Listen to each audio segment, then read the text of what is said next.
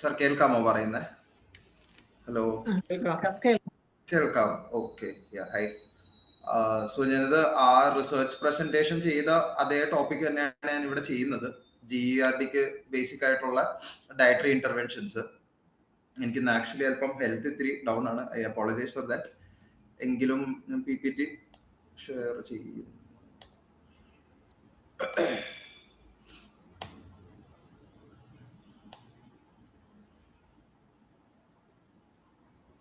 കാണാൻ പറ്റുമെന്ന് വിശ്വസിക്കുന്നു. യെസ്. സോ ബേസിക്കലി പീഡിയാട്രിക്സിന് വേണ്ടിയിട്ടുള്ള പീഡിയാട്രിക് റിസർച്ച് ആയിരുന്നു നമ്മൾ ചെയ്തിരുന്നത്, ഈ അപ്പോളോയിൽ പ്രസന്റ് ചെയ്തത്.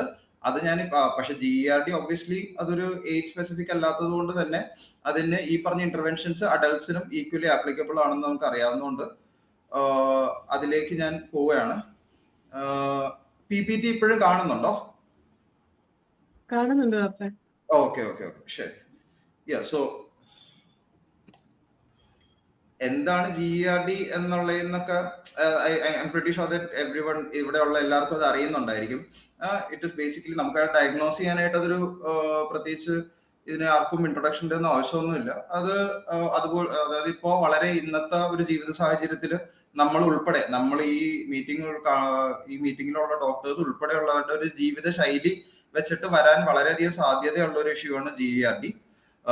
അതില് ഞാൻ ചെയ്ത റിസർച്ച് ബേസിക്കലി എന്താന്ന് വെച്ച് കഴിഞ്ഞാല് ഡയറ്റ് പ്ലാൻസ് വെച്ച് മാത്രം സിംറ്റമാറ്റിക്കലി എങ്ങനെ അവരെ GERD വെച്ച് സഫർ ചെയ്യുന്ന ആൾക്കാരെ എങ്ങനെ ബെറ്റർ ആക്കാം എന്നുള്ള രീതിയിലായിരുന്നു.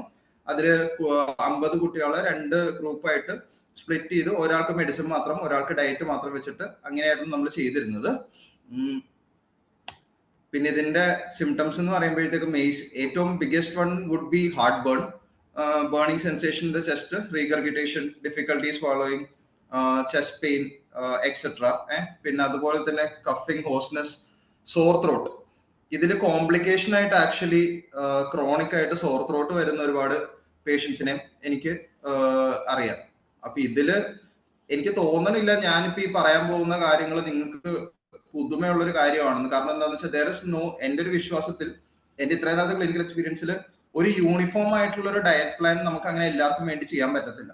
കാരണം ഇപ്പൊ 50 പേഷ്യൻസിന് GERD ഉണ്ടെന്നുണ്ടെങ്കിൽ 50 പേഷ്യൻസിനും GERD അല്ലാതെ വേറെ കുറെ അസുഖങ്ങളുണ്ടാവും. അപ്പൊ അതും കൂടെ കൺസിഡർ ചെയ്തിട്ട് വേണം നമ്മളൊരു ഡയറ്റ് പ്ലാൻ ചെയ്യുമ്പോൾ ചെയ്യാനായിട്ട്. പിന്നെ ഇതില് GERD എന്ന് പറയുമ്പോഴത്തേക്കും വളരെ ബേസിക് ആയിട്ട് പണ്ട് തൊട്ടേ നമുക്ക് എല്ലാവർക്കും അറിയാവുന്ന ഇതിൻ്റെതായിട്ടുള്ള ഈ പ്രോസസ്ഡ് ഫുഡും അതുപോലെ തന്നെ സ്പൈസി ഫുഡും അതുപോലെ തന്നെ ഈ ട്രിഗർ ചെയ്യുന്ന ഈസോഫേഗൽ ഇറിറ്റൻസ് ഉള്ള ഫുഡൊക്കെ ഒബ്വിയസ്ലി അതൊക്കെ അവോയ്ഡ് ചെയ്യണമെന്നുള്ള ബേസിക് കാര്യങ്ങൾ എന്നുള്ളതിനുപരി നമുക്ക് എന്തൊക്കെ ഫുഡ് ഇൻക്ലൂഡ് ചെയ്തിട്ട് അതിന്റെ ക്യൂറ് നമുക്ക് ആക്സിലറേറ്റ് ചെയ്യാം എന്നും കൂടെയാണ് നമ്മൾ ഇവിടെ അഡ്രസ് ചെയ്യുന്നത്.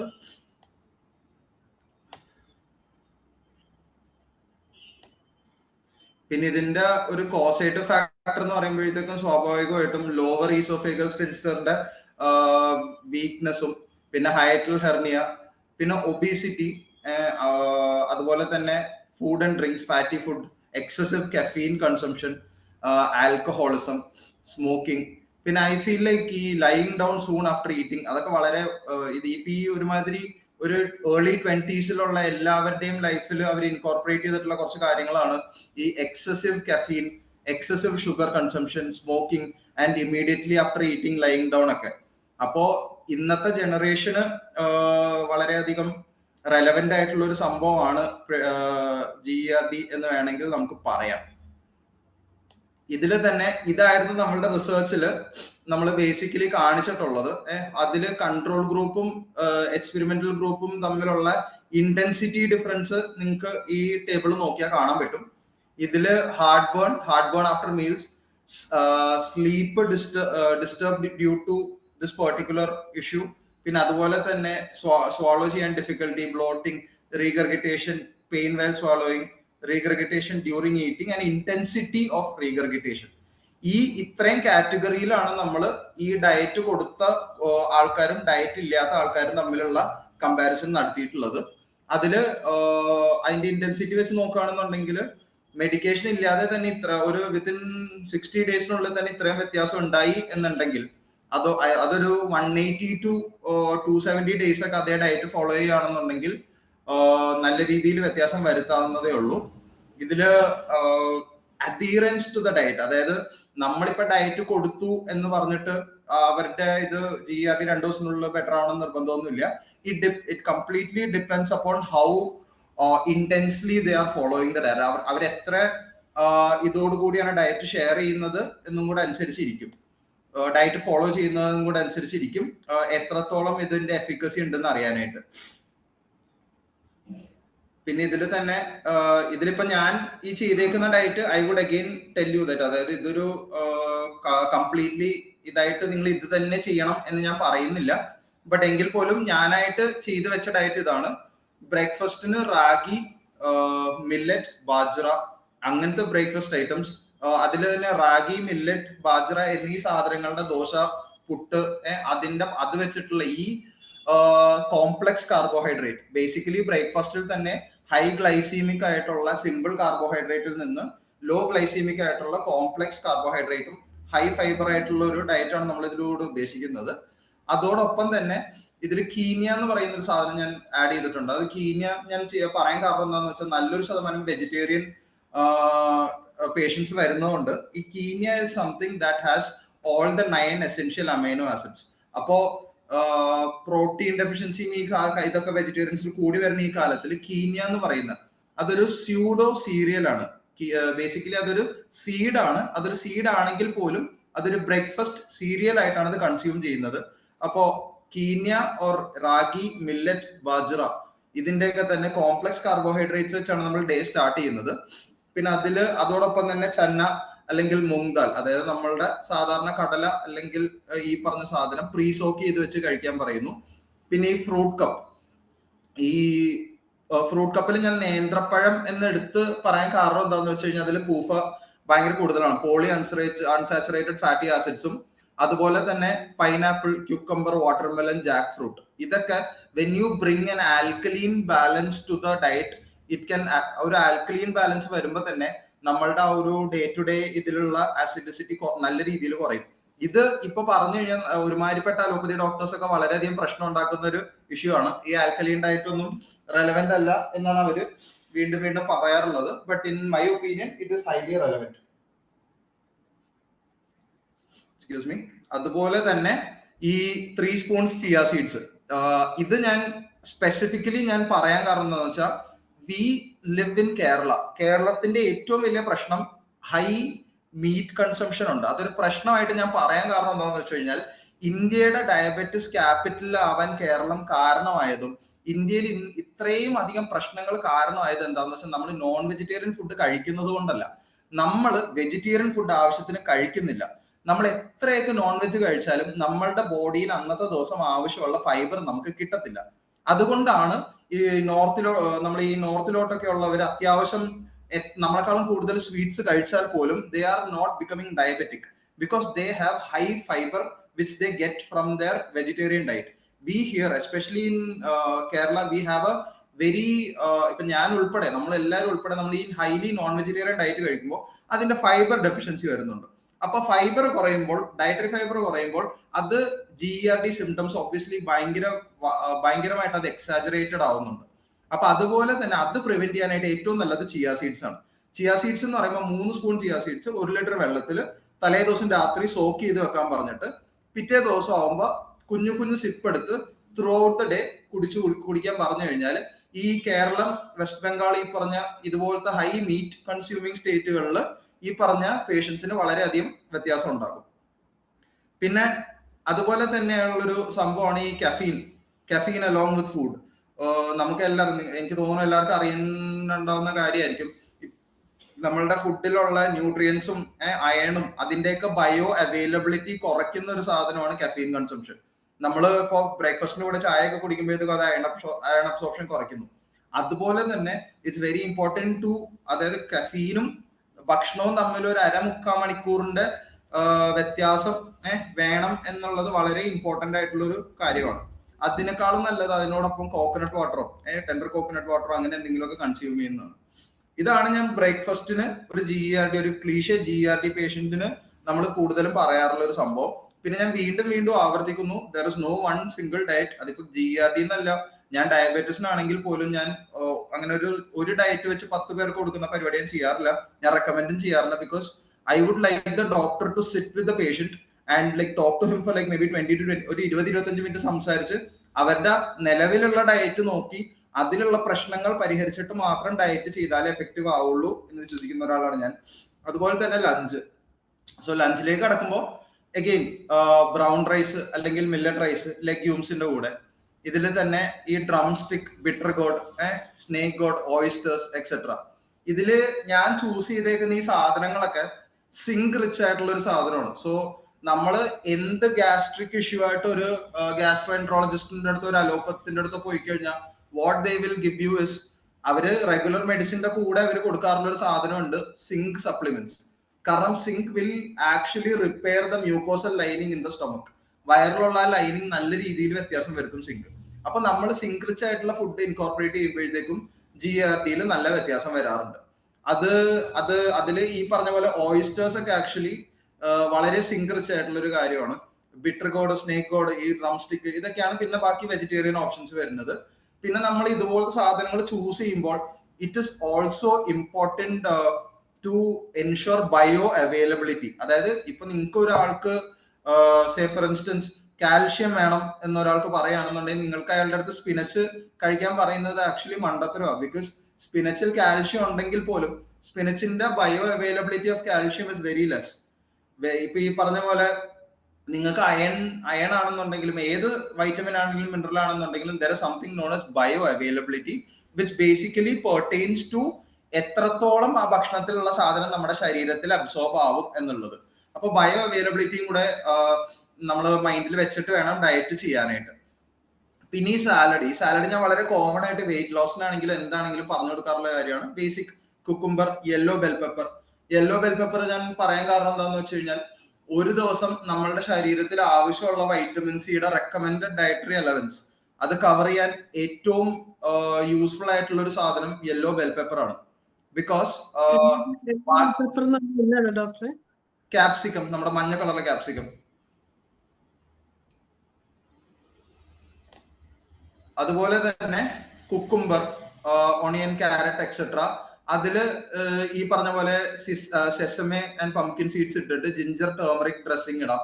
അതുപോലെ തന്നെ ആപ്പിൾ സൈഡർ വിനീഗർ അത് വളരെ ഡ്രസ്സിംഗ് ആയിട്ട് യൂസ് ചെയ്യുന്നത് വളരെ നല്ലൊരു കാര്യമാണ്. കാരണം ആപ്പിൾ സൈഡർ വിനീഗർ ആണെങ്കിൽ പോലും ആ pH അതിങ്ങനെ കൂട്ടി അത് ആൽക്കലീൻ രീതിയിലേക്ക് ആക്കിക്കൊണ്ടുവരും.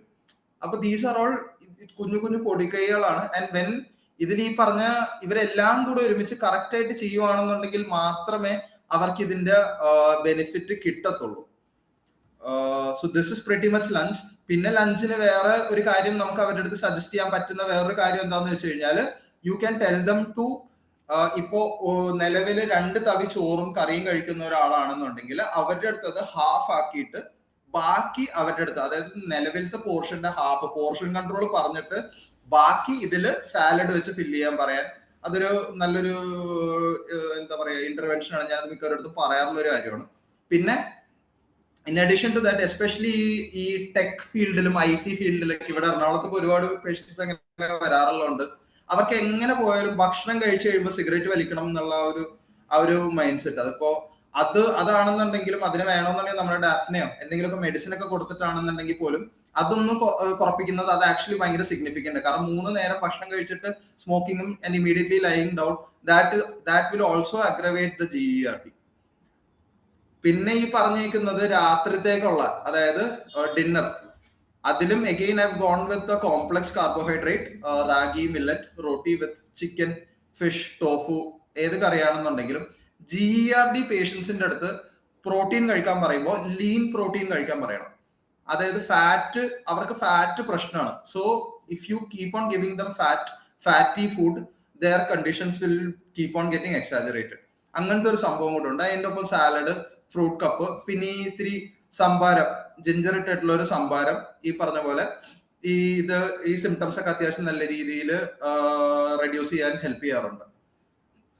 പിന്നെ ഇത്രയൊക്കെയുള്ളൂ ബേസിക്കലി ഡയറ്ററി ഗൈഡ് ലൈൻസ് എന്ന് പറയാനായിട്ട്. പിന്നെ ഞാൻ വീണ്ടും പറയുന്ന ഒരു കാര്യമാണ്, so this is A very region specific ആയിട്ടുള്ള ഒരു ഡയറ്റ് ആണിത്. ഇത് മലയാളികൾക്ക് വേണ്ടിയിട്ട് ഞാൻ ആ റിസർച്ചിന് വേണ്ടിയിട്ട് ജസ്റ്റ് ചെയ്തൊരു റീജിയൻ സ്പെസിഫിക് ആയിട്ടുള്ള ഒരു ജനറൽ ഡയറ്ററി ഇൻസ്ട്രക്ഷൻ മാത്രമാണ്. ഇത് മോഡിഫൈ ചെയ്ത് ഓരോ പേഷ്യൻസിനും ഇത് ചെയ്യുമ്പോൾ ഇത് മോഡിഫൈ ചെയ്ത് ചിലപ്പോൾ അവർക്ക് ഹൈപ്പർ തൈറോയിഡിസത്തിന് മെഡിസിൻ എടുക്കുന്ന പേഷ്യന്റ് ആയിരിക്കും. അപ്പൊ ഒബ്വിയസ്ലി അവരുടെ അടുത്ത് അതനുസരിച്ചിട്ടുള്ള മോഡിഫിക്കേഷൻ ഈ ഡയറ്റിൽ വരുത്തണം. അതേസമയം ആ പേഷ്യന്റ് വല്ല ഹൈപ്പർ ടെൻഷനോ അതുപോലെ CKDക്കോ വേറെ എന്തിനെങ്കിലും ഒക്കെ മെഡിസിൻ എടുക്കുന്നുണ്ടെങ്കിൽ അതനുസരിച്ചും ഈ പറഞ്ഞ ഡയറ്ററി മോഡിഫിക്കേഷൻസ് വരുത്തണം.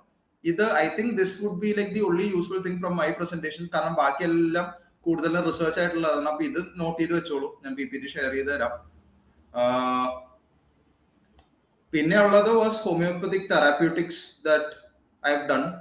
ഇതില് എന്ന് പറയുമ്പോഴത്തേക്കും ഓൾറെഡി അറിയാവുന്ന പോലെയൊക്കെ തന്നെ ഇത് ഇറിറ്റേറ്റ് ചെയ്തിട്ട് കഫ് വരുമ്പോഴത്തേക്കുള്ള ഇന്റർ കറന്റ് ആയിട്ട് സൾഫറും ബാക്കി കാര്യങ്ങളൊക്കെ കൊടുക്കുന്നത് പോലെ തന്നെ ഹാർട്ട് ബേൺ വരുമ്പോൾ കാർബോവെജ്, സ്റ്റാഫിസാഗ്ര, കാർബോണിയം സൾഫർ ഇതൊക്കെ സ്ഥിരമായിട്ട് അത് പണ്ടോട്ടെ കേട്ട് കൊടുക്കുന്ന അത്ര തന്നെ ഉള്ളൂ.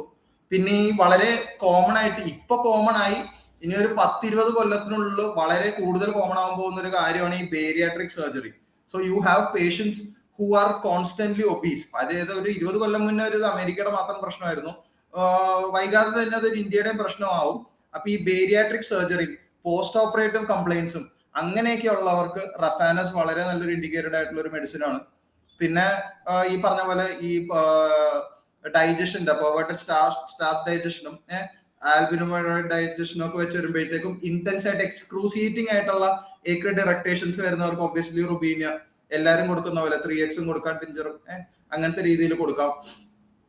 പിന്നെ ഈ ക്രേവിംഗ് വെച്ചിട്ട് നോക്കുവാണെന്നുണ്ടെങ്കിൽ പൾസാറ്റിലെയും സെപ്പിയും like these are all I think these are all things ഇവിടെ എല്ലാവർക്കും അറിയുന്ന കാര്യങ്ങൾ തന്നെ ആയിരിക്കും.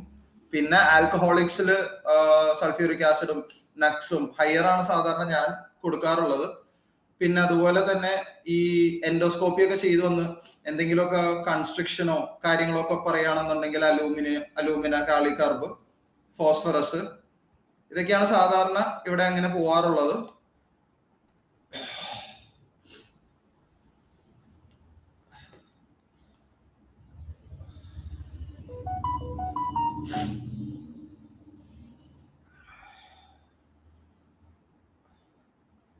പിന്നെ അതുപോലെ തന്നെ സ്റ്റീനോസിസ് ഓഫ് ഈസോഫേഗസ് ഒക്കെ ഉണ്ടെന്നുണ്ടെങ്കിൽ സ്ട്രോൺഷ്യം കാർബ് കൊടുക്കാം. പിന്നെ ഈ പ്രഗ്നൻസിയിൽ obviously nuts, capsicum, acetic acid ഒക്കെ ഇൻഡിക്കേറ്റഡ് ആയിട്ട് വരുന്നതാണ്. പിന്നെ ജനറലി എനിക്ക് അതിന്റെ ലോജിക് എനിക്ക് ഇതുവരെ മനസ്സിലായിട്ടില്ലെങ്കിൽ പോലും ഞാൻ ജനറലി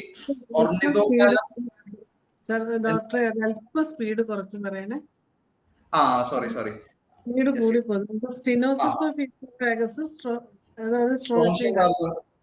സ്ട്രോൺഷ്യം കാർബ്.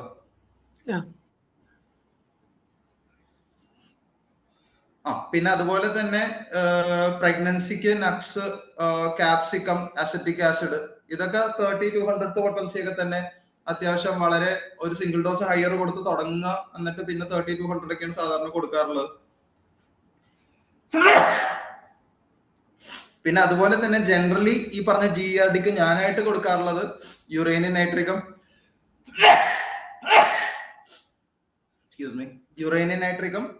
അതുപോലെ തന്നെ ഇൻഡിക്കേറ്റഡ് അല്ലെങ്കിൽ പോലും ഒർണിത്തോഗാലം ടിഞ്ചർ. അത് ഞാൻ അത്യാവശ്യം നല്ല സിംറ്റമാറ്റിക് റിലീഫ്, എനിക്കറിയാം ഇൻഡിക്കേറ്റഡ് അല്ല എന്നാരും തെറി പറയരുത്, പക്ഷെ എങ്കിൽ പോലും ഒർണിത്തോഗാലം ടിഞ്ചർ അത്യാവശ്യം നല്ല എഫക്റ്റീവ് ആയിട്ട് എനിക്ക് തോന്നിയിട്ടുണ്ട്.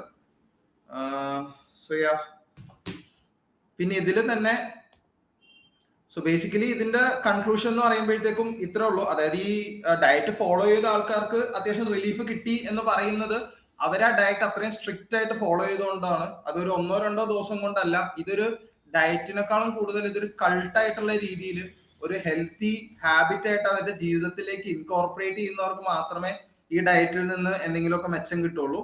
പിന്നെ ഞാൻ പറഞ്ഞ പോലെ തന്നെ സിങ്ക് റിച്ച് ആയിട്ടുള്ള, സിങ്ക് കണ്ടന്റ് ഉള്ള, ഫൈബർ കണ്ടന്റ് ഉള്ള, ആൽക്കലീൻ ആയിട്ടുള്ള ഒരു ഡയറ്റ് ചെയ്യുമ്പോഴത്തേക്കും GERD സിംറ്റംസ് നല്ല രീതിയിൽ വ്യത്യാസം ഉണ്ടാക്കാറുണ്ട്.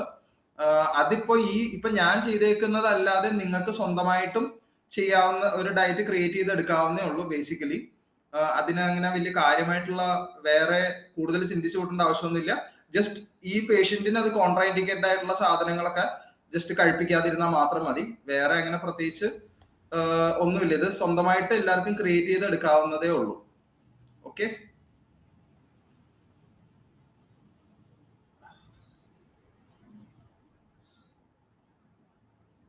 യെസ്. മൂന്നാമത്തെ സ്ലൈഡ് ഒന്നുകൂടെ കാണിക്കാവോ? മൂന്നാമത്തെ കാണിക്കാമോ? ഇതാണോ സിംറ്റംസ് ആണോ? അതെ അതെ.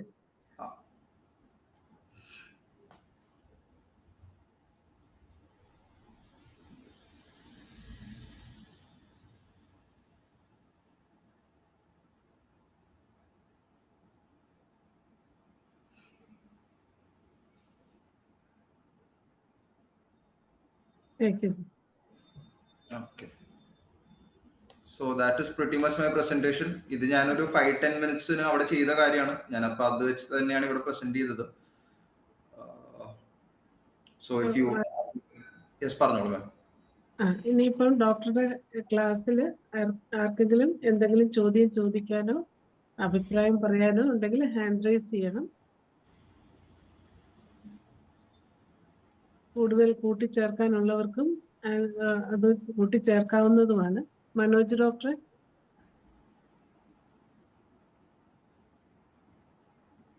മനോജ് ഡോക്ടർ.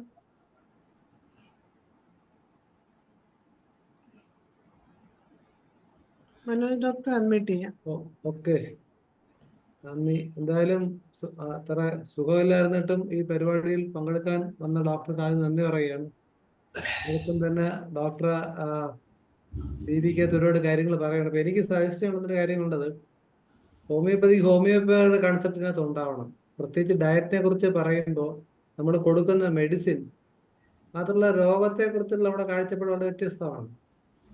അതുപോലെ തന്നെ ഈ മയാസം, കോൺസ്റ്റിറ്റ്യൂഷൻ, ഹൈഡ്രോജനോട് കോൺസ്റ്റിറ്റ്യൂഷൻ, തണുപ്പടിച്ച അത്തരം അസുഖങ്ങളുള്ള ആൾക്കാർ അവർക്ക് ഈ പറഞ്ഞ ചില ഭക്ഷണങ്ങൾ കുഴപ്പമുണ്ടാക്കുന്നു, സലാഡുകളെ കുഴപ്പമുണ്ടാക്കുന്നുണ്ടാവും. അപ്പൊ ആ ഒരു കാര്യം.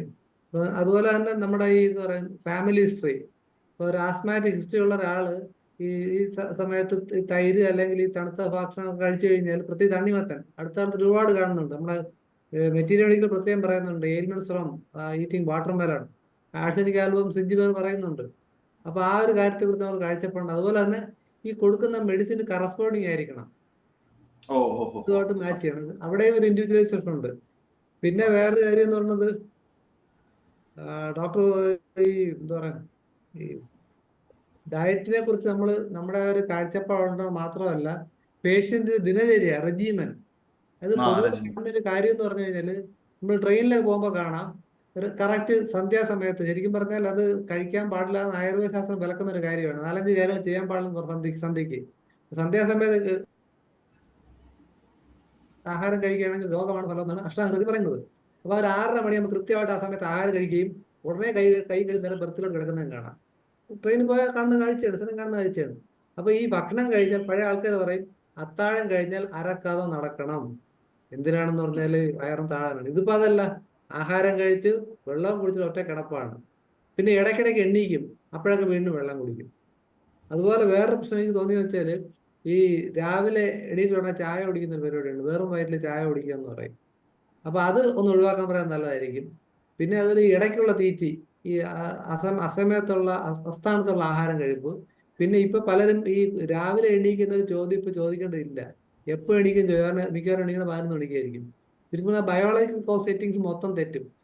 എല്ലാം കൂടെ ഒന്ന് ഉടച്ച് വാർത്താൽ മാത്രമേ ഇതിന് പരിഹാരം. പ്ലസ് ഈ പറഞ്ഞ മെഡിസിൻസ്, പ്രത്യേകിച്ച് ഈ പൾസാറ്റില, ലൈക്കോപോഡിയം, ആസിഡ് സൾഫേറ്റ്, ഇങ്ങനെ ഒരുപാട് മെഡിസിൻസ് വളരെ ഹെൽപ്ഫുൾ ആണ്. നമുക്ക് നല്ല ചാൻസ് ഉള്ളതാണ്. കാരണം ഈ വയറ് മറന്ന് ആഹാരം കഴിക്കുന്ന ആൾക്കാർ എണ്ണം കൂടുകയാണ്. തീർച്ചയായിട്ടും ഹോമിയോപ്പതി അവിടെ സക്സസ്ഫുൾ ആയിരിക്കും.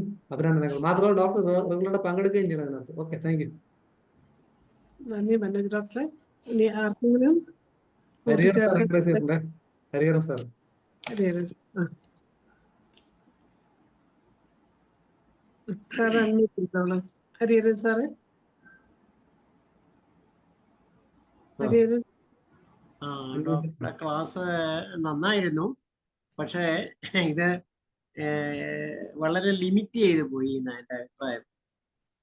ഹോമിയോപ്പതിക് അപ്രോച്ച് എന്ന് പറയുമ്പോൾ നമ്മൾ ഇതിന് ധാരാളം റീസൺസ് ഉണ്ട്. ഈ ഗട്ട് സിംറ്റംസ് വരാൻ ധാരാളം റീസൺസ് ഉണ്ട്. അതായത് ഇപ്പോൾ ഈ മൈൻഡുമായിട്ട് ഇതിന് വലിയ ബന്ധമുണ്ട്. ഡോക്ടർ അതിനെപ്പറ്റി വലുതായിട്ട് പറഞ്ഞു കേട്ടില്ല. അതുകൊണ്ടാണ് ഞാൻ അങ്ങനെ അതെടുത്ത് പറയാൻ കാര്യം. അപ്പോൾ ആ മെന്റൽ സിംറ്റംസിനകത്ത് എടുക്കണം നമ്മൾക്ക്. അത് ഇത് ട്രീറ്റ്മെന്റ് ചെയ്യുമ്പോൾ മെന്റൽ സിംറ്റംസ് എടുത്ത് വേണം ഇത് ചികിത്സിക്കാനായിട്ട്. അതുപോലെ തന്നെ ഇതിന്റെ ധാരാളം ഹോമിയോപ്പതിയില് ഡോക്ടർ മനോജ് പറഞ്ഞ പോലെ ധാരാളം മെഡിസിൻസ് ഉണ്ട്. പിന്നെ ഈ വിരുദ്ധാഹാരം എന്ന് പറയുന്നൊരു ഇടപാടുണ്ട്. വിരുദ്ധാഹാരം, അതായത് അത് നമ്മൾ എപ്പോഴും ശ്രദ്ധിക്കണം. അതായത് ഉദാഹരണമായിട്ട് ഞാൻ പറയുന്നത്, ഇപ്പൊ പുട്ടും പഴവും ഒരിക്കലും നല്ല ഫുഡല്ല.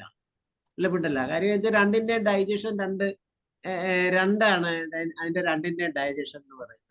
പുട്ട് ഡൈജസ്റ്റ് ചെയ്യാൻ എടുക്കുന്ന ടൈമും അതിന് വേണ്ട എൻസൈംസും ഡിഫറെന്റ് ആണ്. പഴത്തിനും ഡിഫറെന്റ് ആണ്. അപ്പൊ അങ്ങനെ വിരുദ്ധാഹാരത്തിൽ പുട്ടും ഞാൻ ശ്രദ്ധിച്ചിട്ടുള്ളതാണ്. ഈ മാംസാഹാരവും കാർബോഹൈഡ്രേറ്റും കൂടെ ഒരിക്കലും യോജിച്ചു പോകില്ല. അതെല്ലാം നമ്മൾ ശ്രദ്ധിക്കുകയാണെങ്കിൽ ഈ സിംറ്റംസ് ഒത്തിരി കുറഞ്ഞു വരും. വിരുദ്ധാഹാരങ്ങളും അതുപോലെ രാത്രിയില് ഈ തൈര് കഴിക്കരുതെന്ന് പറയും. തൈര് അതും ഇതുപോലെ തന്നെയാണ്. അതും വിരുദ്ധാഹാരമാണ്. പിന്നെ ആസിഡിക് സബ്സ്റ്റൻസസ് കഴിയുന്നത്ര ഒഴിവാക്കണം. ആസിഡിക് ആൽക്കലി ഫുഡാണ് കൂടുതലും നമ്മൾ കഴിക്കേണ്ടത്. അത് ഈ സലാഡ്സ് ഡോക്ടർ പറഞ്ഞത് വളരെ ശരിയാണ്. എല്ലാ ഫുഡിന്റെ കൂട്ടത്തിലും നമ്മൾ കേരളൈസ് മാത്രമേ ഉള്ളൂ സലാഡ്സ് അധികം കഴിക്കാത്തത്. നോർത്തിലൊക്കെ ഉള്ളവരും വെസ്റ്റേൺ കൺട്രീസിലുള്ളവരും അവരൊക്കെ ധാരാളം സലാഡ്സ് കഴിക്കും. അത് ഒരു ഹെൽത്തി ഫുഡാണ് ഈ സലാഡ്സ് എന്ന് പറയുന്നത്. പിന്നെ ഈ സിംറ്റംസ് ഡോക്ടർ അധികം ഹോമിയോപ്പതിക് മെഡിസിൻ പറഞ്ഞില്ല എന്ന് എനിക്ക് തോന്നുന്നു. ധാരാളം ഹോമിയോപ്പതിക് മെഡിസിൻ നമുക്ക് എഴുതാം. ഉദാഹരണമായിട്ട് ഞാൻ ഒരു സിമ്പിൾ ആയിട്ട് പറഞ്ഞാൽ ഇത് ഈ വിശപ്പിന്റെ തന്നെ പല രീതിയിലുള്ള വിശപ്പുകൾ തന്നെയുണ്ട്. ഈ ഇപ്പൊ തന്നെ ലാക്കനിനം പേഷ്യന്റ് ആണെങ്കിൽ നല്ല വിശപ്പുണ്ടാവും, പക്ഷെ അധികം കഴിക്കാൻ പറ്റത്തില്ല. ലൈക്കോപ്പൊഡിയത്തിനും ആ സിംറ്റംസ് ഉണ്ട്. നമുക്ക് നല്ല വിശപ്പുണ്ടാവും, ലേശം കഴിക്കുമ്പോൾ തന്നെ അത് നിറഞ്ഞതായിട്ട് തോന്നും. പിന്നെ ഈ അബ്രോട്ടാണ് ഈ ഏബിയസ് കനേഡിയസ് എന്ന് പറഞ്ഞൊരു മെഡിസിൻസിനുള്ളതാണ്. അതായത് നായിങ് ഹങ്കർ ആണ്. അത് ടെൻഡൻസി ടു ഓവർ ഈറ്റ്, കൂടുതൽ ഭക്ഷണം കഴിക്കുക, വിശപ്പ്. നമ്മളെപ്പോഴും ഫുഡ് കഴിക്കുമ്പോൾ പറഞ്ഞു കൊടുക്കേണ്ടത് ഈ വയറ് നിറയെ കഴിക്കാൻ പാടില്ല. വാസ്തവത്തിൽ ഒരു പകുതിയെ കഴിക്കാൻ പാടുള്ളൂ. തിരിച്ച് നമ്മൾ എഴുന്നേൽക്കുമ്പോഴത്തേക്ക് നമുക്ക് ഒരു മീൽസും കൂടെ കഴിക്കത്തക്ക രീതിയിൽ നമ്മൾ ഗ്യാപ്പിട്ടേ കഴിക്കാൻ പാടുള്ളൂ. പിന്നെ വേറെ ഒരു കാര്യം ശ്രദ്ധിക്കേണ്ടതുണ്ട്. ഈ ഫുഡ് കഴിഞ്ഞ് ഒത്തിരി ധാരാളം ആൾക്കാർ വെള്ളം കുടിക്കാറുണ്ട്. പക്ഷെ അതും അവോയ്ഡ് ചെയ്യേണ്ടതാണ്. ഉടനെ വെള്ളം കുടിക്കാൻ പാടില്ല. എന്താന്ന് വെച്ച് കഴിഞ്ഞാൽ ഈ ഗ്യാസ്ട്രിക് ജ്യൂസ് ഡൈല്യൂട്ട് ചെയ്യും.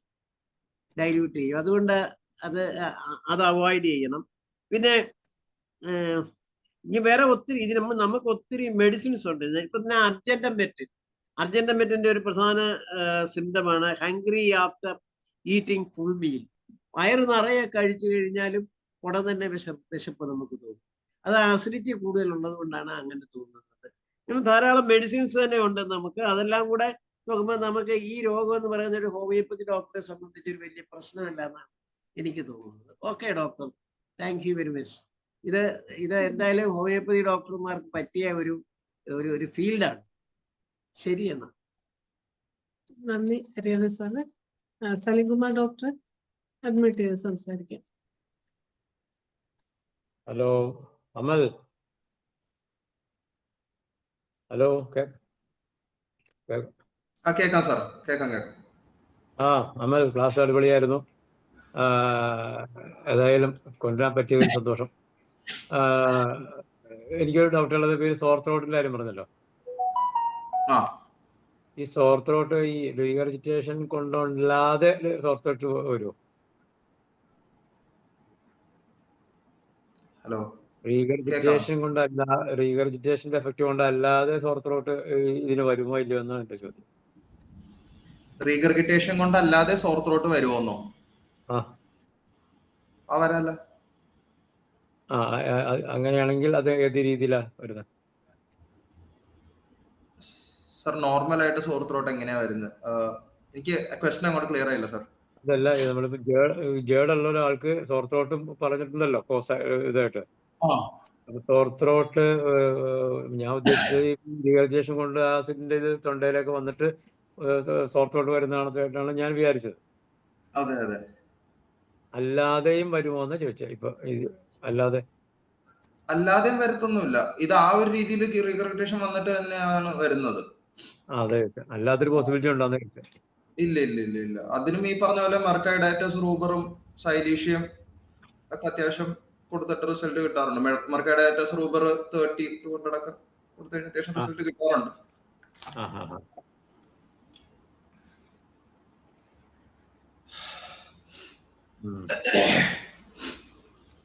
ഏതായാലും ഒരു ദിവസം ഹിമാലയത്തിലെ അനുഭവങ്ങളും ഒക്കെ പറയണം കേട്ടോ. ഒരു പറയാം. ഓക്കെ. അവിടുത്തെ പ്രത്യേകിച്ച് നമ്മൾ കോൾഡ് വെതർ എങ്ങനെയൊക്കെ നമുക്ക് നേരിടാൻ പറ്റുന്നതും അവിടെ വരുന്ന അസുഖങ്ങളും അതൊക്കെ ഞങ്ങൾക്ക് പ്രയോജനപ്പെടും. ചെയ്യാം എന്തായാലും ചെയ്യാം, ഒരു ദിവസം ചെയ്യാം. ഓക്കെ. ഏതായാലും തുടക്കം മോശമായില്ല, നന്നായിട്ടുണ്ട്. Thank you sir. ഇന്നിപ്പം ഡോക്ടർ എവിടെയാണുള്ളത്? എറണാകുളത്ത്. ഞാൻ ഇപ്പൊ കൊച്ചിയിലുണ്ട്. നാട്ടിലുണ്ട്.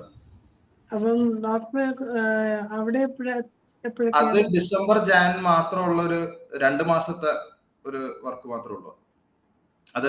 അത് കൂടുതലും ഞാൻ അലോപ്പതിയുടെ എമർജൻസി മെഡിസിൻ ചെറുതായിട്ട് പഠിച്ചിട്ടുണ്ട്. അപ്പൊ അവിടെ ഈ ആക്സിഡന്റും ട്രെക്കിംഗ് ആക്സിഡന്റും ഒക്കെ മാനേജ് ചെയ്യുന്നു. പിന്നെ അത് കൂടാതെ അവിടുത്തെ വില്ലേജുകളിലായിട്ടൊരു ഹോമിയോ ഒരു പ്രൊപ്പഗേഷൻ എന്നുള്ള നിലയിൽ അവിടെ ഉള്ള ഒരു ഹോമിയോന്റെ ഒരു ഒപിയും ഉണ്ട്. അവിടെ അത്യാവശ്യം നമ്മൾ ആക്ച്വലി അവിടെ ഒരു 20 വില്ലേജസിൽ പോയി ഒരു ചാരിറ്റി മെഡിക്കൽ ക്യാമ്പ് സീരീസ് ഒക്കെ നടത്തിയതാണ് ഹോമിയോ പ്രൊപ്പഗേറ്റ് ചെയ്യാൻ വേണ്ടിയിട്ട്. അവിടെ ഒരു 8000 പേഷ്യൻസിനോളം നമ്മൾ അവർ ജീവിതത്തിൽ ആദ്യമായിട്ട് ഹോമിയോ മരുന്ന് കഴിക്കുന്നത് നമ്മൾ കൊടുത്തിട്ടാണ്. ഒരുപാട് റീനൽ കാൽക്കുലി, കോളിലിത്തിയോസിസ്, പിന്നെ അവിടെ ഈ ഹാർഡ് വാട്ടർ ആയതുകൊണ്ട് റീനൽ കാൽക്കുലി ഒരു 10 പേരെടുത്ത് കഴിഞ്ഞാൽ 4 പേർക്ക് കാൽക്കുലസ് ഉണ്ട്. അത് പിന്നെ അതുപോലെ തന്നെ ഈ ഓട്ടിസം സ്പെക്ട്രം ഡിസോർഡേഴ്സ് ഭയങ്കര കോമൺ ആണ്. ബിക്കോസ് അവിടെ ഈ പറഞ്ഞ പോലെ ദേ മാരി ദെയർ കസിൻസ്. അപ്പൊ ഈ ഇൻബ്രീഡിങ് ഡിപ്രഷൻ മൂലമുള്ള ഓട്ടിസം സ്പെക്ട്രം ഡിസോർഡേഴ്സിനൊക്കെ അങ്ങനത്തെ ഒരു എന്റെ ആക്ച്വലി 2 പേഷ്യൻസ് ഉണ്ടായിരുന്നു. ഞാൻ അവരെ ട്രീറ്റ് ചെയ്യാൻ തുടങ്ങിയത് 3 കൊല്ലം മുന്നെയാണ്. അത് ഈ പറഞ്ഞ പോലെ ഓറമെറ്റും പ്ലംബമെറ്റും ഒക്കെ 0 ബാർ പൊട്ടൻസി ഒക്കെ റെഗുലർ ആയിട്ട് കൊടുത്ത് അവരുടെ മോട്ടിലിറ്റിയിലും ഫങ്ഷനാലിറ്റിയിലും ഒക്കെ നല്ല വ്യത്യാസം കണ്ടുവരുന്നുണ്ട് ഇപ്പൊ നിലവിലാണെങ്കിൽ പോലും. അപ്പൊ ഇത് വർഷത്തിൽ ഒരു 2 മാസത്തേക്കുണ്ട് എന്നുള്ളൊരു ഇതേ ഉള്ളൂ. ബാക്കി ടൈം ഞാൻ ഇവിടെ നാട്ടിൽ തന്നെ ഉണ്ട്. അത് അവിടെ സ്വന്തമായിട്ട് ചെയ്യുന്നതാണോ അതോ? സ്വന്തമായിട്ട് ചെയ്യുന്നതാണ്. അതെ.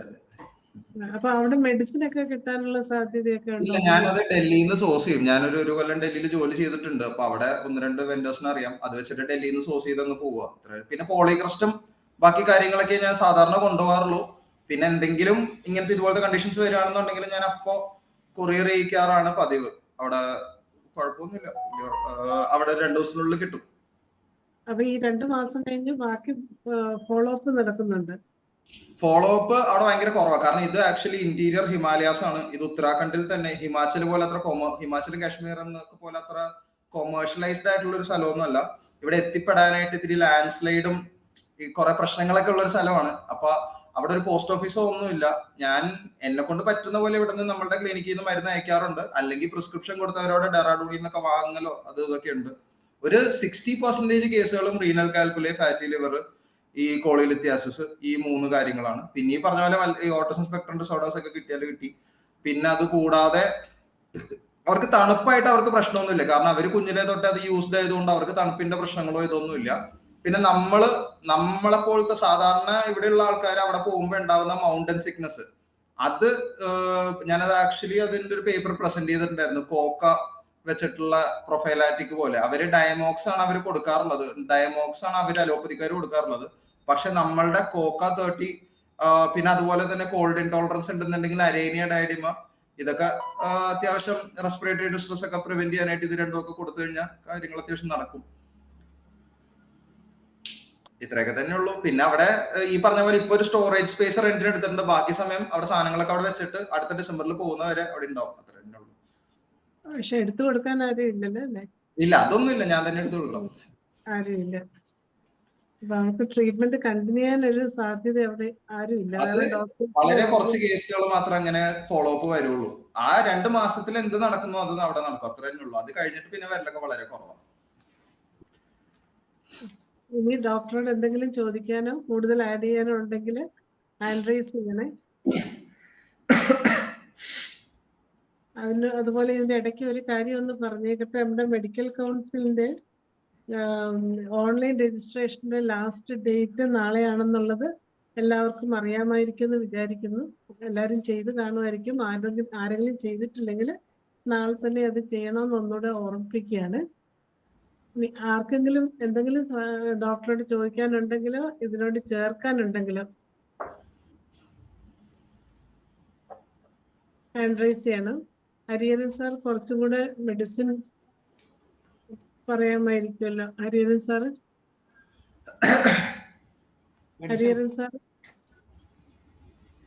ധാരാളം മെഡിസിൻസ് ഉണ്ട് ഇതിന്. ഞാനൊന്നും അത് പ്രിപ്പയർഡ് അല്ല, പക്ഷെ എന്നാലും കുറച്ചൊക്കെ മരുന്ന് നോക്കാല. ഇത് എന്തൊക്കെയാലും മെഡിസിൻസ് നമ്മള് പറയുവാണെങ്കിൽ ഈവൻ ഈ സിന പോലും ഉണ്ടല്ലോ ഇതിന് പറ്റിയ മരുന്നാണ് സിന. അതായത് അതിന്റെ ആ ഇൻക്രീസ്ഡ് അപ്പറ്റൈറ്റ്, സിനയ്ക്കുള്ള ഒരു സിംറ്റം അല്ലേ increased appetite when cause is the presence of worms ഉണ്ടെങ്കിൽ ഇത് ഈ സിംറ്റംസ് ഉണ്ടാവാം.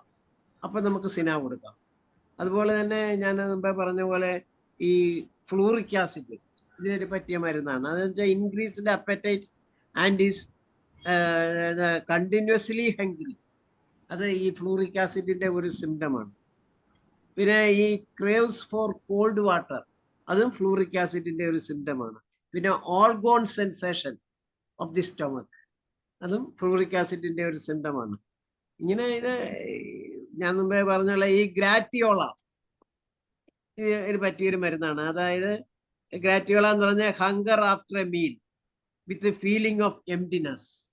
ഈ കേസ് എടുക്കുന്നതിലാണ് ഇതിന്റെ മുഖ്യമായിട്ടുള്ള കാര്യം ഇരിക്കുന്നത്. അത് പർട്ടിക്കുലർ അവര് പറയുന്ന സിംറ്റം നമ്മൾ റൂബ്രിക്കാക്കി എടുക്കണം. റൂബ്രിക്കാക്കി എടുത്തു കഴിഞ്ഞാൽ നമുക്ക് കറക്റ്റ് ആയിട്ടുള്ള മെഡിസിൻ പ്രിസ്ക്രൈബ് ചെയ്യും. പിന്നെ ലാക്കസിസ് ഇതിന് പറ്റിയൊരു മരുന്നാണ്. ആ ലാക്കസിസിന്റെ സിംറ്റം എന്ന് പറഞ്ഞാൽ increased apatite with pain in stomach, അത് ലാക്കസിസിന്റെ ഒരു സിംറ്റമാണ്. ലൈക്കോപോഡിയത്തിന്റെ പിന്നെ എല്ലാവർക്കും അറിയാവുന്നതാണ് പെട്രോളിയത്തിനും ഇത് സിംറ്റമാണ് ഇൻക്രീസ്ഡ് അപ്പറ്റൈറ്റ് വിത്ത് ഡയറിയ. നല്ല വിശപ്പായിരിക്കും, അതിന്റെ കൂട്ടത്തിൽ വയറിളക്കം കാണും. അതാണ് പെട്രോളിയത്തിന്റെ ഒരു സിംറ്റം. പിന്നെ അബ്രോട്ടാനത്തിന്റെ ഒരു സിംറ്റം എന്താന്ന് വെച്ച് കഴിഞ്ഞാല് ക്രേവിങ് ഫോർ ബ്രെഡാണ്. ബ്രെഡിനോടുള്ള ആർത്തി ഉണ്ടാവുക. പിന്നെ ബോയിൽഡ് മിൽക്ക്, ഇതൊക്കെ ഈ അബ്രോട്ടാനത്തിന്റെ ഒരു സിംറ്റമാണ്. വളരെ വിചിത്രമായ ഒരു സിംറ്റം ഈ റെസ്റ്റോക്സിനുണ്ട്. അതെന്താന്ന് വെച്ച് കഴിഞ്ഞാല് കനൈൻ ഹങ്കർ വിത്തൗട്ട് അപ്പറ്റൈറ്റ്. വിശപ്പില്ല, പക്ഷെ കനൈൻ ഹങ്കർ വിത്തൗട്ട് അപ്പറ്റൈറ്റ്. ഈ അപ്പറ്റൈറ്റും ഹങ്കറും തമ്മിൽ ഒരു ചെറിയ ഡിഫറൻസേ ഉള്ളൂ. അത് ഈ റെസ്റ്റോക്സിനുള്ളതാണ്. പിന്നെ ഈ sensation of emptiness after breakfast, അത് ഈ ഓറൻ ട്രൈഫിലത്തിന് ഉള്ള ഒരു സിംറ്റമാണ്. ബ്രേക്ക്ഫാസ്റ്റ് കഴിഞ്ഞതിന് ശേഷം ഒരു എംപ്റ്റിനെസ്, അത് ഈ അതുപോലെ തന്നെ കൃത്യം 11 മണിയാകുമ്പോഴത്തേക്ക് വിശപ്പുണ്ടാവുക, ഭയങ്കരമായ വിശപ്പ്. അത് ഈ സൾഫറിന്റെ ഒരു സിംറ്റമാണ്. ഒരു നിമിഷം സാറേ, അത് കഴിഞ്ഞിട്ട് കണ്ടിന്യൂ ചെയ്യണേ. ലതാ മനോഹരൻ ഡോക്ടർ പറഞ്ഞോട്ടെ. അത് ബെസ്റ്റ്. വേറെ ആരെങ്കിലും ഒക്കെ പറയട്ടെ, ഞാനിത് ഡോക്ടർ വെയിറ്റ് ചെയ്യണേ. പിന്നെ നന്ദി ഡോക്ടറെ. ഡോക്ടറുടെ ക്ലാസ് വളരെ നല്ല ക്ലാസ് ആയിരുന്നു. പിന്നെ കൂടുതൽ ക്ലാസ്സുകൾ നമ്മൾ പ്രതീക്ഷിക്കുന്നു. പിന്നെ ഞാൻ എനിക്ക് സംശയം വന്നത് മറിയാമ്മ ഡോക്ടർ പറഞ്ഞല്ലോ ഈ നമ്മുടെ രജിസ്ട്രേഷന്റെ കാര്യം. അത് കഴിഞ്ഞ വർഷം ചെയ്തിട്ട് അതിന്റെ ഇതൊക്കെ നമുക്ക് പിന്നെ ഇത് ചെയ്ത് റിന്യൂ ചെയ്ത് അതിന്റെ വന്നിരുന്നു. അപ്പൊ ഇനിയും ചെയ്യണോ ഇപ്പം? ഇപ്പൊ ഈ പ്രാവശ്യം ചെയ്യണം. ആണോ? കഴിഞ്ഞ പ്രാവശ്യം ചെയ്തതിന്റെ ഡേറ്റ് വെച്ചും ആധാർ ആണോ? നമ്പറും ഒക്കെ വെച്ച് വീണ്ടും ചെയ്യാനായിട്ട് വന്നിട്ടുണ്ടായിരുന്നു. 2 മാസത്തോളമായി വന്നിട്ട്. നാളെയാണ് ആണോ? Last date. എക്സ്റ്റെൻഡ് ആ ചെയ്യുമെന്ന് അറിയത്തില്ല. ആണോ? ഞാൻ അറിഞ്ഞില്ലായിരുന്നു. അതാണ് ഒരു സംശയം. അത് ശരി, താങ്ക് യു ഡോക്ടർ. നാളെ അതിന്റെ ലാസ്റ്റ് ഡേറ്റ്. നാളെയാ ആ ലാസ്റ്റ് ഡേറ്റ്. അത് ഈ ഓക്കെ. അത് ഫില്ലപ്പ് ചെയ്യേണ്ടത് ഗൂഗിൾ ഫോമിലാണ്. ആഹാ. ഗൂഗിൾ ഫോമിൽ അതിന് ലിങ്ക് ഉണ്ട്. അത് ലിങ്ക് മിക്കവാറും എനിക്ക് തോന്നുന്നത് ഈ ISK ആയിട്ട് ബന്ധമുണ്ടോ ഡോക്ടർക്ക്? ഇല്ല, HMIയിലാണ് ഞാൻ ഉള്ളത് വേറെ. ISK അവര് ഈ ലിങ്ക് പരസ്യപ്പെടുത്തിയിട്ടുണ്ടായിരുന്നു. ആഹാ. ആ ലിങ്കിൽ കയറിയാല് ഇതിന്റെ ഗൂഗിൾ ഫോം കിട്ടും. ശരി. എനിക്ക് ഡോക്ടറുടെ വാട്സപ്പ് നമ്പർ എന്റെ നമ്പറിലേക്ക് ഇത് ഹൈ അടിച്ചു തരികയാണെങ്കിൽ ഞാൻ അതിന്റെ ലിങ്ക് അയച്ചു തരാം. ശരി, താങ്ക് യു സാറേ. ഓക്കെ. എന്നിട്ട് ആ ലിങ്കിൽ കയറി നാളെ തന്നെ ചെയ്താൽ മതി. അതിന് എന്താ ചെയ്യേണ്ടതെന്ന് വെച്ചാല് അറിയണം. പ്രായമായവർക്കെല്ലാം കുറച്ച് പ്രയാസമായിരിക്കും. അതിന്റെ നമ്മുടെ പേര് വേണം, നമ്മള് എവിടാണ് പ്രാക്ടീസ് ചെയ്യുന്നുള്ളത് വേണം, നമ്മുടെ രജിസ്റ്റർ നമ്പർ വേണം, എന്നാണ് രജിസ്റ്റർ ചെയ്തിരിക്കുന്നതെന്ന് അതിനകത്ത് കാണിക്കേണ്ടി വരും. അതുപോലെ തന്നെ പിന്നെ വേണ്ടത് ഡേറ്റ് ഓഫ് ബർത്ത്,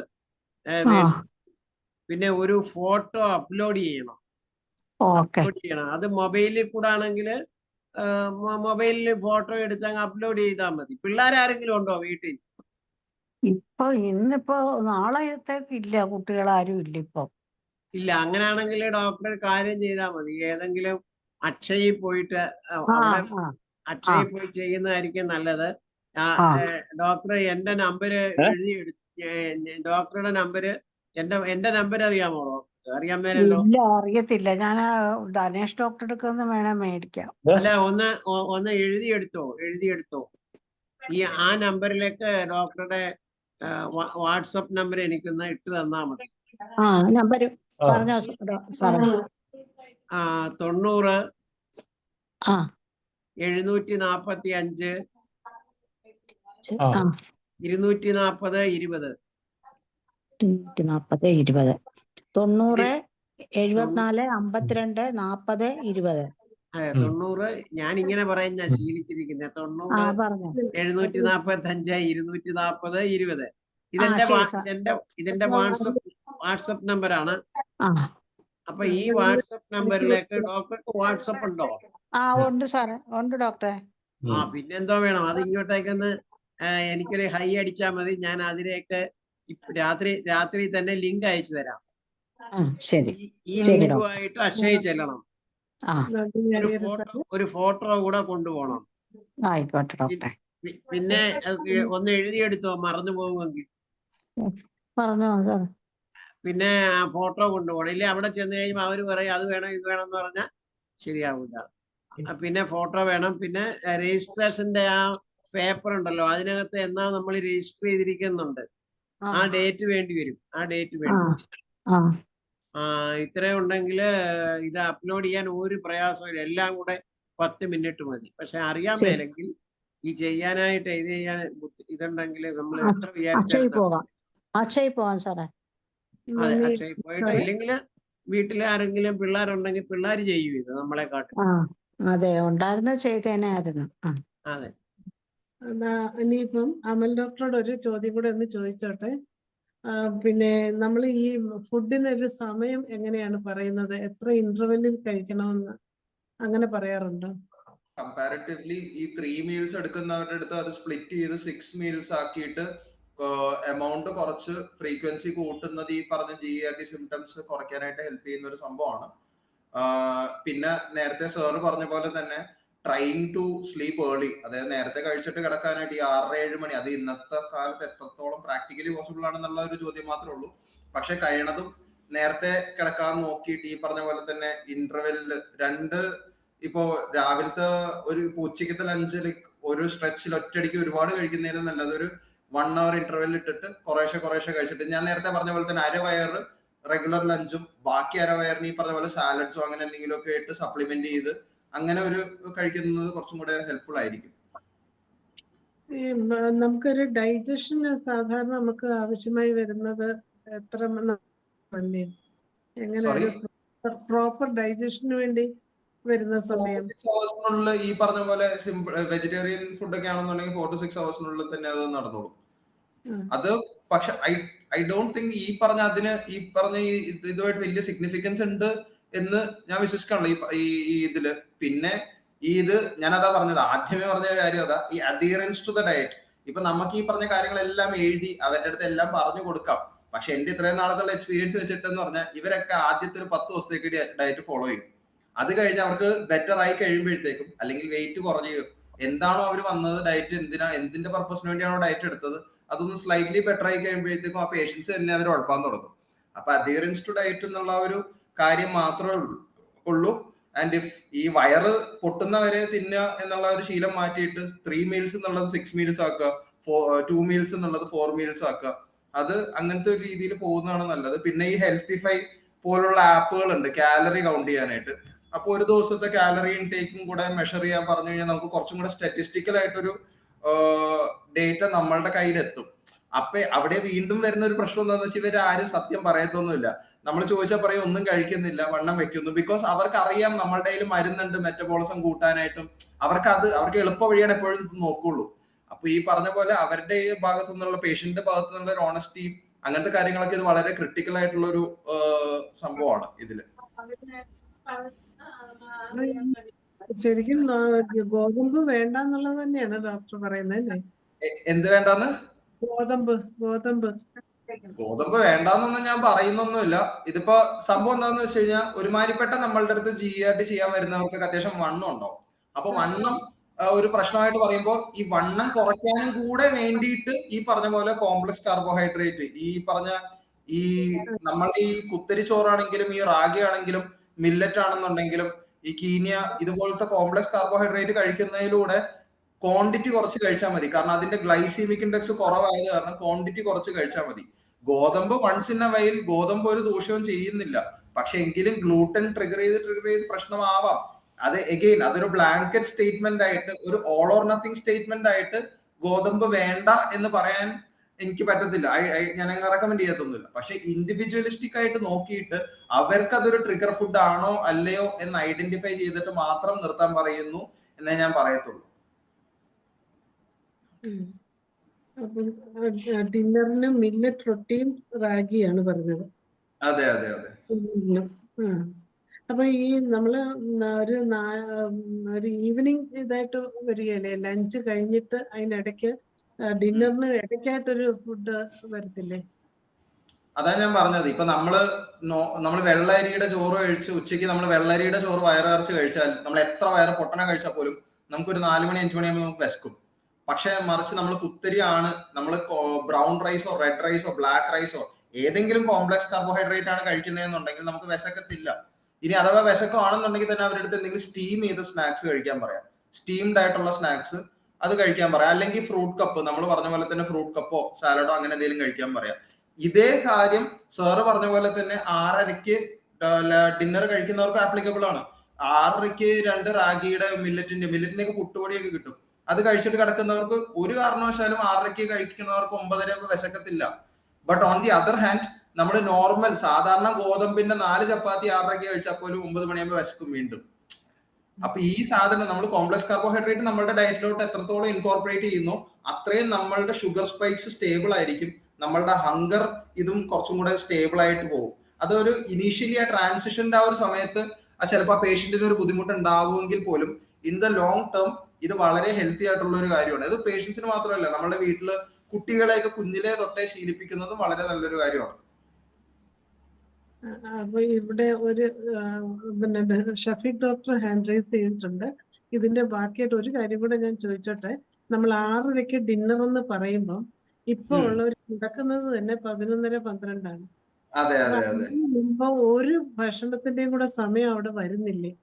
അതെ, അതാ ഞാൻ പറഞ്ഞത്. ഈ 6 എന്നുള്ളത് എത്രത്തോളം പ്രാക്ടിക്കലി പോസിബിൾ ആണെന്ന് എനിക്ക് അറിയത്തില്ല. ഞാൻ പേഷ്യൻസിന്റെ അടുത്ത് പറയാറുള്ളത് കിടക്കുന്നതിന് 3 to 4 hours മുന്നേ കഴിക്കാനാണ് പറയാറുള്ളത്. കാരണം ഇവിടെ ഇപ്പൊ നല്ലൊരു ശതമാനം ആൾക്കാർക്ക് നൈറ്റ് ഷിഫ്റ്റും കാര്യങ്ങളൊക്കെ വരുന്നുണ്ട്. അപ്പൊ നമ്മൾ ഈ ഇത്രയും നേരം സംസാരിച്ച കാര്യങ്ങളെല്ലാം അപ്രസക്തമായി. അവര് രാത്രി 9 മണിക്കായിരിക്കും അവരുടെ ലോകം തുടങ്ങുന്നത് തന്നെ. അപ്പോൾ all this becomes irrelevant absolutely. അപ്പൊ നമ്മൾ പറയത്തേ ഉള്ളൂ, ഉറങ്ങണേന് 3-4 മണിക്കൂർ മുന്നേ ഫുഡ് കഴിക്കുക. ഉറങ്ങണേന് 3-4 മണിക്കൂർ മുന്നേ ഈ പറഞ്ഞ പോലെ കോംപ്ലക്സ് കാർബോഹൈഡ്രേറ്റ് കഴിച്ചാൽ ഒരു 3 to 4 hours ഒരിക്കലും ഹങ്കർ പിന്നെ വരത്തില്ല. വരികയാണെന്നുണ്ടെങ്കിൽ തന്നെ ഫ്രൂട്ട് കപ്പോ സാലഡോ കഴിക്കാൻ പറഞ്ഞാൽ മതി, കുഴപ്പമില്ല. റഫീഖ് ഡോക്ടറെ അൺമ്യൂട്ട് ചെയ്ത് ഇഡലിയൊക്കെ കഴിച്ചു കഴിഞ്ഞാൽ പിന്നെ ഉടനെ വിശക്കണം എന്തുകൊണ്ടാ? ഏതാ ഇഡലി ഇഡലി ദോശയൊക്കെ കഴിച്ചു കഴിഞ്ഞാല് അതെ അങ്ങനെയുള്ള ദിവസം അതെ, അതും ഈ പറഞ്ഞ പോലെ അത് വളരെ സിമ്പിൾ കാർബോഹൈഡ്രേറ്റ് ആണ്. അതിൽ പ്രോട്ടീനിന്റെ ഒരു അംശവും ഇല്ല. നമ്മള് 2 ഇഡ്ഡലിയും 2 ദോശയും ചമ്മന്തിയും കഴിക്കുമ്പോൾ അതിൽ ബേസിക്കലി അതിലൊന്നുമില്ല സബ്സ്റ്റാൻസ്. അതിൽ കാർബോഹൈഡ്രേറ്റ് എന്നുള്ള സാധനം അല്ലാതെ ഒരു ഇത്തിരി പോലും അതിൽ പ്രോട്ടീൻ ഇല്ല. അത് ഗ്ലൈസീമിക് ഇൻഡെക്സ് കൂടുതലാണ്. ആ സമയത്ത് ഒരു ആശ്വാസം ഉണ്ടാവും, 1 മണിക്കൂർ കഴിയുമ്പോൾ വീണ്ടും വിശക്കും. ഞാൻ ചോദിക്കണ ഇഡലിയിൽ ഉഴുന്ന് ഒക്കെ ചേരുന്നതല്ലേ? അപ്പൊ ഞാൻ ചോദിക്കണ ഉഴുന്നിന്റെ അതെ, ഞാൻ നേരത്തെ ക്ലാസ്സിന്റെ ഇടയിൽ ഞാനൊരു ബയോ അവൈലബിലിറ്റിയുടെ കാര്യം പറഞ്ഞില്ലായിരുന്നു. Again bioavailability of protein is very less in vegetarian food. ഏത് പ്രോട്ടീൻ എനർജി മാൽന്യൂട്രീഷൻ എന്ന് പറഞ്ഞ കണ്ടീഷൻ എടുത്ത് നോക്കിയാലും അവര് കൂടുതലും വെജിറ്റേറിയൻ കഴിക്കണവരായിരിക്കും. അപ്പൊ ഈ പറഞ്ഞ പോലെ bio availability of protein is very less in idli, dosa or what ever vegetarian breakfast options you have. അതുകൊണ്ടാണ് നമുക്ക് അതേപോലെ തന്നെ വീണ്ടും വിശക്കുന്നത്. ഡോക്ടർ, അതിന് ഞാനിപ്പോ സലിംകുമാർ ഡോക്ടർ ചോദിച്ചതിന് ഞാൻ മറുപടി പറഞ്ഞുതരാം. അതായത് നമ്മൾ ഈ വൈറ്റ് റൈസ് ഉപയോഗിക്കുന്ന സ്ഥാനത്ത് ഇഡലിയിൽ തന്നെ വൈറ്റ് റൈസിന്റെ സ്ഥാനത്ത് ബ്രൗൺ റൈസ് ഉപയോഗിച്ച് നോക്കൂ.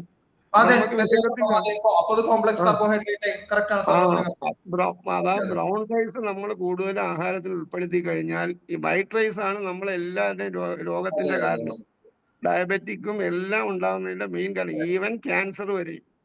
അത് വൈറ്റ് റൈസ് മാറ്റിക്കഴിഞ്ഞാൽ തന്നെ പ്രകൃതി ജീവനത്തിൽ അവർ പറയുന്ന മെയിനായിട്ടും അതാണ്, ബ്രൗൺ റൈസ് മാത്രം കഴിക്കുക. കാരണം ഈ തവിടിൽ എന്താണ് ഉള്ളതെന്ന് പറഞ്ഞാൽ omega-3 ഒക്കെ ഏറ്റവും കൂടുതൽ ഉള്ളത് തവിടിലാണ്. അപ്പൊ അതായത് വെജിറ്റേറിയൻ ആൾക്കാർക്ക് ബ്രൗൺ റൈസ് കഴിക്കാന്നുണ്ടെങ്കിൽ അതിന്റെയൊക്കെ മെയിൻ്റനൻസ് അവിടെ നടക്കും. അതുപോലെ നമ്മൾ ബ്രൗൺ റൈസ് കഴിക്കുന്ന, അതായത് വൈറ്റ് റൈസ് കഴിക്കുന്ന ഒരാള് ബ്രൗൺ റൈസ് കഴിച്ചു കഴിഞ്ഞാൽ മറ്റേതിന്റെ 1/3 കഴിക്കുമ്പോൾ തന്നെ വയറ് ഫില്ലാവും, ആ ഫീലിങ്ങും ഉണ്ടാവും, പെട്ടെന്ന് വിശക്കത്തുമില്ല. അപ്പൊ ഇതൊക്കെ നമ്മൾ പ്രാക്ടീസ് ചെയ്താൽ അതിൽ നിന്ന് വ്യത്യാസം വരും. പിന്നെ ഞാൻ വേറൊന്നും കൂടെ പറയാനാണ്, ഈ പിന്നെ ഇതേപോലെ ഈ റിഫ്ലക്സ് ഇതുള്ള സ്ഥിരം പേഷ്യൻസ് ഇടത് സൈഡ് ചരിഞ്ഞു കിടന്നാൽ കുറച്ച് വ്യത്യാസം വരാറുണ്ട്. അത് നമ്മൾ ഒന്ന് പ്രാക്ടീസ് ചെയ്ത് നോക്കിയാൽ അറിയാം. കാരണം ഒരു മെഡിസിനും വേണ്ട, ഇടത് സൈഡ് ചരിഞ്ഞു കിടന്നാൽ നല്ല വ്യത്യാസം വരും. പിന്നെ മെഡിസിൻസ് നമ്മൾ മെയിൻ ആയിട്ടുള്ള നാട്രോഫോസ് ഒന്നും പറഞ്ഞില്ല എന്ന് തോന്നുന്നു. നാട്രോഫോസ് ഒക്കെ നല്ല എഫക്റ്റീവ് ആണ്. ഡോക്ടർ പറഞ്ഞായിരുന്നു നാട്രോഫോസ്? ഇല്ല, പറഞ്ഞില്ല സാർ, പറഞ്ഞില്ല. അതൊരു ബിഫോർ ഫുഡ് നല്ലതല്ലേ? 1/2 മണിക്കൂർ മുമ്പ് കഴിക്കാമെങ്കിൽ കുറച്ചും കൂടെ ഗുണം കിട്ടും. അല്ല, ഈ ഫുഡും നമ്മൾ ഈ അരവയർ ആഹാരം, കാൽവയർ വെള്ളം, അതിനൊരു ഇന്റർവെല്ലും കൊടുക്കുക. കാൽവയർ എപ്പോഴും എംപ്റ്റി ആയിട്ട് തന്നെ ഉണ്ടാവണം. ഇതൊക്കെയാണ് നമ്മുടെ ആൾക്കാർക്കുള്ള കുഴപ്പമെന്ന് പറഞ്ഞാൽ, ഇഷ്ടപ്പെട്ട ആഹാരമാണെങ്കിൽ നമുക്ക് എത്രത്തോളം കഴിക്കാൻ പറ്റുമോ അത്രത്തോളം കഴിക്കും. ഇതൊക്കെ തന്നെയാണ് പ്രശ്നം. അത് നമ്മൾ ഈ വൈറ്റ് റൈസ് മാറ്റിയാൽ തന്നെ നമ്മുടെ ആഹാരത്തിൽ ഒരുപാട് കൺട്രോൾ വരും. നമ്മളെ കേരളക്കാർക്ക് ഏറ്റവും കൂടുതൽ സഫർ ചെയ്യണത് വൈറ്റ് റൈസ് കഴിക്കണമുണ്ടാണ്. അതെ അതെ അതെ അതെ അത് പറയാൻ വേണ്ടിയാണ് ഞാൻ അഡ്രസ് ചെയ്തത്. ഓക്കെ, ഡോക്ടറുടെ ക്ലാസ് കൊള്ളാം. വളരെ ഇനിയും പുതിയ ക്ലാസ്സുകളുമായിട്ട് വരിക. ഇത്തിരി ഹെൽത്ത് ഇഷ്യൂ ഉണ്ടായിരുന്നു, അല്ലെങ്കിൽ കുറച്ചും കൂടെ നേരം സംസാരിക്കായിരുന്നു. എനിക്ക് ഒട്ടും വയ്യായിരുന്നു, അതുകൊണ്ടാണ്. സോറി. അല്ല, അതുകൊണ്ട് സുഖമില്ലായിരുന്നിട്ട് ഇങ്ങനെ വന്നതിൽ പ്രത്യേകം നന്ദി രേഖപ്പെടുത്തുകയാണ്. ഓക്കെ, ഇനിയും പുതിയ സബ്ജക്റ്റുമായിട്ട് വരിക. Okay, thank you. ഇനി നമുക്ക് ഒരു 2 മിനിറ്റാണ് ഉള്ളത്. ആർക്കെങ്കിലും എന്തെങ്കിലും ഇനി ഇതിനോട് ആഡ് ചെയ്യാനോ ഡോക്ടറോട് എന്തെങ്കിലും സംശയം ചോദിക്കാനോ ഉണ്ടോ? ഇല്ലെങ്കിൽ ശൈല ഡോക്ടറെ നന്ദി പറയുന്നതിന് ക്ഷണിക്കുകയാണ്. ശൈല ഡോക്ടർ. ഷൈല ഡോക്ടർ ഉണ്ടോ? ഹരിഹരൻ സാറ് ഡോക്ടർക്ക് ഒരു നന്ദി പറയാമോ? എനിക്ക് വളരെ സന്തോഷമേ ഉള്ളൂ ഡോക്ടർക്ക് നന്ദി പറയുന്നതിന്. എന്താന്ന് വെച്ച് കഴിഞ്ഞാൽ വളരെ ചെറുപ്പം, നല്ല എനർജറ്റിക് ആയിട്ടിരിക്കുന്നു. ഈ നമ്മുടെ ഫ്ലോറിൽ വന്നു, ഒരു പുതിയ സബ്ജക്റ്റുമായിട്ട് വന്നു, വളരെ നന്നായിട്ട് അത് അവതരിപ്പിച്ചു. ഡോക്ടർക്കൊക്കെ ഇനിയിപ്പം ധാരാളം ഭാവി കിടക്കുന്നേ ഉള്ളൂ. ഹോമിയോപ്പതിയിലെ നമ്മുടെ അന്ന് ഞങ്ങളൊക്കെ ഇറങ്ങിയ കാലത്തുള്ള ഹോമിയോപ്പതിക് സ്ട്രക്ചർ അല്ല ഇപ്പം ഹോമിയോപ്പതിക് സ്ട്രക്ചറിലുള്ളത്. അപ്പൊ അതുപോലെ ഡോക്ടർ ഇതിലെ ഇങ്ങനത്തെയൊക്കെയുള്ള കേസില് ഡോക്ടറെ കോൺസ്റ്റിറ്റ്യൂഷണൽ അപ്രോച്ചും കൂടെ ചെയ്യണമെന്നാണ് എൻ്റെ അഭിപ്രായം. Constitutional approach, that is very very important. അത് ആ അപ്രോച്ചിൽ മാത്രമേ നമുക്ക് ഒരു രോഗിയെ പൂർണ്ണമായിട്ടും ഭേദമാക്കി എടുക്കാൻ പറ്റൂ. അതായത് അതിനകത്ത് ആ കോൺസ്റ്റിറ്റ്യൂഷൻ, ഇപ്പോൾ ഉദാഹരണമായിട്ട് നക്സോമിക്ക പേഷ്യൻ്റ് എന്ന് പറയുന്ന ആളിന് ഈ സിംറ്റം ഉണ്ടെങ്കിൽ ആ നക്സോമിക്ക തന്നെ ആ കോൺസ്റ്റിറ്റ്യൂഷനിലായിട്ട് ചെന്ന് കഴിഞ്ഞാൽ ഈ സിംറ്റം ഡിസപ്പിയർ ചെയ്യും. അതിന് നമ്മൾ പ്രത്യേകിച്ചൊരു മെഡിസിൻ കൊടുക്കണ്ട. പക്ഷെ അപ്രോച്ച് ഉണ്ട്. അതായത് ഇപ്പോൾ ഉദാഹരണമായിട്ട് നക്സോമിക്കയുടെ ഇപ്പോൾ ഈ പറഞ്ഞ രീതിയിലുള്ള ഒരു ഗേർഡ് സിംറ്റം ഉണ്ട് കോൺസ്റ്റിറ്റ്യൂഷൻ നക്സോമിക്കയാണ് എങ്കിൽ ആ നക്സോമിക്ക കൊടുത്തതിന് ശേഷം നമ്മൾ ഏതെങ്കിലും അക്യൂട്ട് ഈ എക്സാസർബേഷനുള്ള മരുന്നും കൂടെ കൊടുത്താൽ വണ്ടർഫുൾ ആയിട്ട് ആക്ട് ചെയ്യും. ആ ഇൻഡിവിജ്വലൈസേഷൻ കഴിഞ്ഞിട്ട് നമ്മൾ ആ എക്സാസർബേഷന് മരുന്ന് കൊടുത്താൽ നല്ല ഇതുപോലെ ഈ ക്രോണിക് ഡിസീസസിലൊക്കെ നമുക്കത് അങ്ങനെ ചെയ്യാവുന്നതാണ്. ഇതിനകത്തും ഇത് ക്രോണിക് സിംറ്റം മെഡിസിൻ ആയിട്ട് നമ്മൾ തന്നെ കൺസിഡർ ചെയ്തുകൊണ്ട് ചിലപ്പോൾ ലൈക്കോപോഡിയം പേഷ്യൻ്റ് ആയിരിക്കും, ചിലപ്പോൾ നക്സോമിക്ക പേഷ്യൻ്റ് ആയിരിക്കും, ചിലപ്പോൾ ഫോസ്ഫറസ് പേഷ്യൻ്റ് ആയിരിക്കും, ചിലപ്പോൾ അർജന്റൻ നൈട്രിക്കൻ ആയിരിക്കും. ഇതെല്ലാം ഈ കോൺസ്റ്റിറ്റ്യൂഷണൽ റെമഡീസ് ആണ്. ഇതൊക്കെ പ്രൊമിനൻ്റ് ആയിട്ട് തന്നെ കാണുന്നതാണ്. അതായത് നമുക്ക് ഈസി ആയിട്ട് ഒരു ലൈക്കോപോഡിയം പേഷ്യന്റിനെ കണ്ടെത്താൻ പറ്റും, ഒരു നക്സോമിക്ക പേഷ്യന്റിനെ കണ്ടെത്താൻ പറ്റും, ഒരു അർജന്റൻ നൈട്രിക്കൻ പേഷ്യന്റിനെ കണ്ടെത്താൻ പറ്റും. അവന്റെ എല്ലാം കൂടെ എടുത്ത് വെച്ച് നോക്കിക്കഴിഞ്ഞാൽ ഈ സിംറ്റം ഉണ്ടെങ്കിൽ ആ ഒറ്റ ഡോസ് മെഡിസിൻ കൊടുത്തു കഴിഞ്ഞാൽ ഇത് ഡിസപ്പിയർ ചെയ്യും. വേണമെങ്കിൽ മാത്രം അതിന്റെ അക്യൂട്ട് എക്സാസർബേഷൻ മാത്രം മരുന്ന് കൊടുത്താൽ മതി. ദാറ്റ് അപ്രോച്ച്, അതാണ് ക്ലാസിക്കൽ അപ്രോച്ച് വേണ്ടത്. അല്ല നമ്മളിപ്പോൾ ഒരു പേഷ്യന്റ് വന്നു, ഇപ്പോൾ ഈ സിംറ്റം ഒരു അസിഡിറ്റി വന്നു, റുബീനിയ ടിഞ്ചർ കൊടുത്തു, കുറഞ്ഞു. പക്ഷെ അടുത്ത നിമിഷത്തിൽ 2-3 ദിവസം കഴിഞ്ഞോ ഇല്ലെങ്കിൽ when we withdraw the Rubinia tincture, again the symptom will appear. At the same time, if that patient is Nexomica, if we administer the Nexomica 10 and then you give the Rubinia, then the acute exacerbation relieve ചെയ്യുകയും ചെയ്യും. അതോടൊപ്പം the patient cure ചെയ്യും. Okay sir, വളരെ അങ്ങനെയാണ് ഇത് approach ചെയ്യേണ്ടതെന്ന് എൻ്റെ ഒരു മെത്തേഡാണ് ഞാൻ ഈ പറഞ്ഞത്. അത് നിങ്ങളുമൊക്കെ ശരിയാണെങ്കിൽ നിങ്ങളുമൊക്കെ അത് മുന്നോട്ട് കൊണ്ടുപോവുകയാണെങ്കിൽ ഹോമിയോപ്പതിയിൽ we can show wonders and this is the classical prescription house. നിങ്ങളൊക്കെ ചെറുപ്പക്കാരാണ്, നിങ്ങൾക്കൊക്കെ ഈ ഇപ്പോൾ നമ്മുടെ റെപ്പർട്ടറീസ് ഒക്കെ എന്തുമാത്രം റെപ്പർട്ടറീസ് വന്നിരിക്കുന്നു, എന്തുമാത്രം ഏതാണ്ട് 120 റെപ്പർട്ടറിയോ മറ്റോ ചേർന്നാണ് നമുക്ക് സിന്തസിസ് വന്നിരിക്കുന്നത്. ആ റെപ്പർട്ടറി അതെല്ലാം കൂടെ എടുത്ത് റെപ്പർട്ടറൈസ് ചെയ്ത് മെഡിസിൻ കൊടുക്കുകയാണെങ്കിൽ വെടിവെക്കുന്ന പോലെയും അതിന് യാതൊരു സംശയവുമില്ല. So continue with your effort and you will become A best homeopath. Wish you all. Thank you very much. നന്ദി ഹരിഹരൻ സാറേ. എന്തായാലും നമുക്ക് ആദ്യമായി വന്നെങ്കിലും ഇത്രയും നല്ല ഒരു വിഷയം എടുക്കുകയും അതിൻ്റെ ക്ലാസ് തരികയും ചെയ്ത ഡോക്ടർ അമൽ ചന്ദ്ര പണിക്കലിന് വളരെ സ്നേഹത്തോടെ നന്ദി അറിയിക്കുകയാണ്.